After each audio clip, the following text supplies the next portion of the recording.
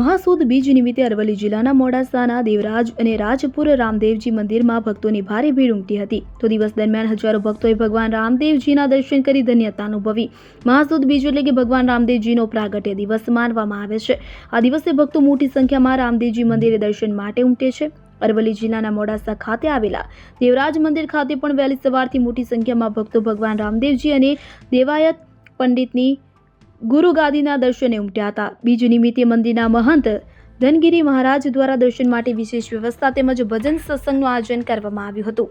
તો બીજી તરફ મોડાસા તાલુકાના રાજપુર ગામે આવેલા પ્રસિદ્ધ રામદેવજી મંદિરે પણ વહેલી સવારથી હજારો ભક્તો દર્શન માટે ઉમટ્યા હતા.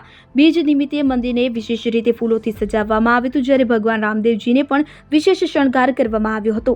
મંદિર ટ્રસ્ટ દ્વારા ભક્તો માટે નિઃશુલ્ક ભોજન પ્રસાદની વ્યવસ્થા પણ કરવામાં આવી હતી. ત્યારે આસપાસના હજારો ભક્તોએ ભગવાનના દર્શન કરી બીજની ઉજવણી સાથે ધન્યતા અનુભવી હતી. ઓમ નમો નારાયણ. જય અલગધણી, જય ગુરુ મહારાજ. દેવરાજ ધામ સંત શ્રી દેવાયત પંડિત ચેતન સમાધિ સ્થાન રાજકોટ મોડાસા અરવલ્લીથી ધનગીરી મહારાજના સૌને નમો નારાયણ.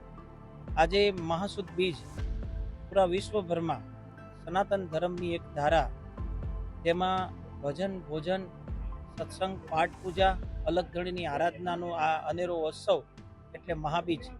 દેવરાજ ધામ જ્યાં રામદેવજી મહારાજનો હસ્તકલશ, દેવાયત પંડિત મહારાજ, સતી દેવલદીની જીવિત સમાધિ અને અન્ય દશનામ ગોસ્વામી સમાજના મહાપુરુષો, સિદ્ધ સંતોની 17 સમાધિનું સ્થાન એટલે દેવરાજ ધામ, જ્યાં આજે અનેરો ઉત્સવ ઉજવાઈ રહ્યો છે.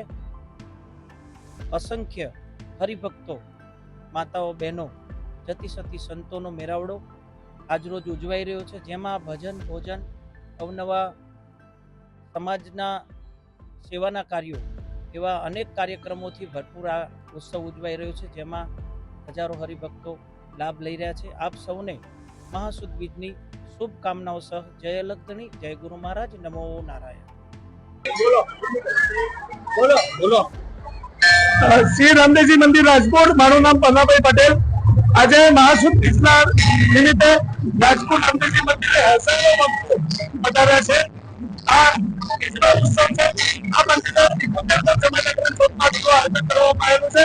ત્યારે અરવલ્લી જિલ્લા, સાબરકાંઠા જિલ્લા અને આજુબાજુના જિલ્લાથી હજારો ભક્તો પગપાળા ચાલીને, ધજાઓ લઈને દર્શને પધારે છે.